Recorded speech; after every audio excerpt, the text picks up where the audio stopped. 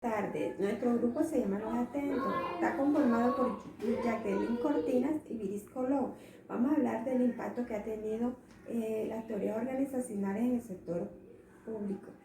Las teorías organizacionales, una teoría es un conjunto de convenciones creadas por el teórico para expresar un fenómeno o hecho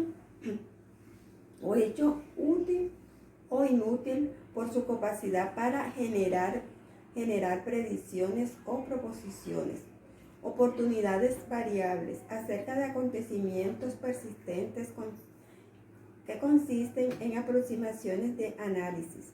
Las teorías organizacionales se definen como unidades sociales de personas que están estructuradas y gestionadas para satisfacer una necesidad o perseguir un objetivo colectivo. La teoría clásica. La teoría clásica se distinguía por el énfasis en la estructura y en las funciones que debe tener una organización para lograr una eficiencia. Ambas teorías persiguen un mismo objetivo, que es la búsqueda de la eficiencia de las organizaciones. La teoría clásica nace en Francia en 1916 y su principal exponente es el ingeniero de minas Henry Fayol, quien expuso en su teoría en su famoso libro A la Administración.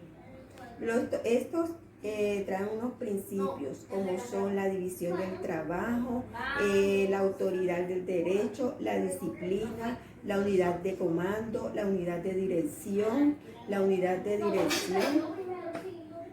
subordinación del interés individual, la remuneración, la centralización, la cadena escalonada, el orden, la atención en el funcionamiento de los negocios, que es necesaria para una combinación de amabilidad y justicia, y tratar bien a los empleados es importante para así de esta manera poder lograr una buena equidad en todo el equipo. La estabilidad de la contratación del personal, la iniciativa y el poder del cuerpo. Es necesario un verdadero talento para coordinar esfuerzos, para provocar el entusiasmo, utilizar las capacidades de cada persona y recompensar uno a uno sus méritos. Las relaciones humanas. La teoría de relaciones humanas está desarrollada por Elton Mayo y sus colaboradores. Surgió en los Estados Unidos como consecuencia inmediata de los resultados obtenidos en el experimento de Hawthorne. Fue un movimiento de reacción y de oposición entre la teoría clásica de la administración. Los orígenes de las relaciones humanísticas fue la necesidad de humanizar y democratizar la administración, liberándola de los conceptos dirigidos y los mecanismos de la teoría clásica. La teoría de las relaciones humanas fue un movimiento dirigido a la democratización de los conceptos administrativos. El desarrollo de las llamadas ciencias humanas fue la psicología y la sociología y sus primeros intentos de aplicarse a la organización industrial, el análisis del trabajo y la adaptación del trabajador al trabajo. En esta primera etapa domina el aspecto meramente productivo. El objetivo de la psicología del trabajo o psicología industrial para la mayoría de la verificación de las características humanas que exigía cada tarea por parte de ejecutantes y la selección científica de empleados. Adaptación del trabajo al trabajador. En esta segunda etapa se caracteriza por la creciente atención dirigida hacia los aspectos individuales y sociales del trabajo, con cierto predominio de estos aspectos sobre lo productivo. La teoría neoclásica surgió en la década de los 50. Los autores neoclásicos no forman propiamente una escuela definida, sino un movimiento heterogéneo que recibe las denominaciones de la escuela operacional o de proceso, definiendo esta teoría como un enfoque universal de la administración. Para los autores neoclásicos, la administración consiste en organizar, dirigir y controlar los esfuerzos de grupos de individuos para lograr un objetivo en común. El buen administrador es el que posibilita al grupo alcanzar sus objetivos con un mínimo recurso utilizado. Las características de la teoría neoclásica hacen un énfasis en la práctica de la administración, Se caracteriza por hacer más fuerte el análisis de los aspectos propios de la administración, por el pragmatismo y la búsqueda de resultados, conceptos y palpables. No se preocupó mucho por los conceptos teóricos de la administración. La reafirmación de los postulados clásicos retoman gran parte del material desarrollado por la teoría clásica, redimensionándolos y reestructurándolos. Retomando con los énfasis en los principios de la administración básica. Los principios de la administración básica que utilizaban los autores clásicos como las leyes científicas. Estos son remontados hasta sus periodos neoclásicos como criterios más o menos elásticos de la búsqueda de soluciones administrativas.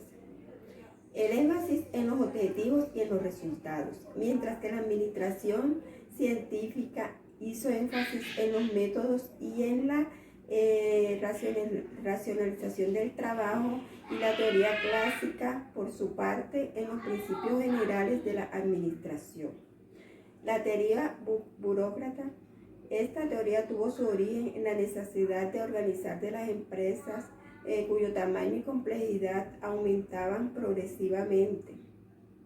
El concepto de burocracia, que según Max Weber es el principal exponente de esta teoría, en la forma de organización se realza la precisión, la velocidad, la claridad y la regularidad de la exactitud.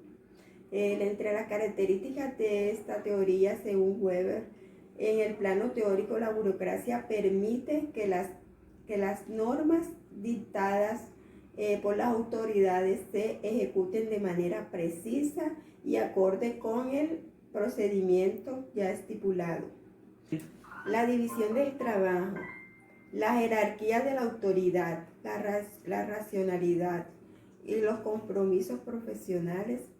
Estos son propiamente el desempeño de cada una de sus evaluaciones que se hacían cada participante. La teoría del sistema no busca solucionar los problemas o intentar soluciones prácticas, pero sí producir teorías y formulaciones conceptuales que permitan crear condiciones de ampliación en la realidad empírica. Los supuestos básicos de la teoría son: existe una nítida tendencia a la integridad y a las ciencias naturales. La exactitud,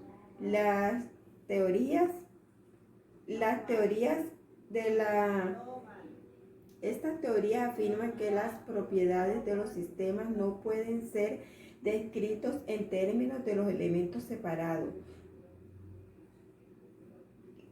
Su teoría afirma que las propiedades de los sistemas no pueden ser comprensión, sino que pueden estudiar globalmente.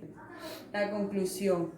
En relación a los enfoques analizados, podemos afirmar que la teoría organizacional ha estado presente desde hace décadas, de acuerdo a lo detallado, por las diversas opiniones trazadas en este trabajo. La eficiencia y la eficacia es el cumplimiento de los objetivos propuestos. Además, se detectó mediante los enfoques de la administración pública que se arraiga desde una parte o de una área política.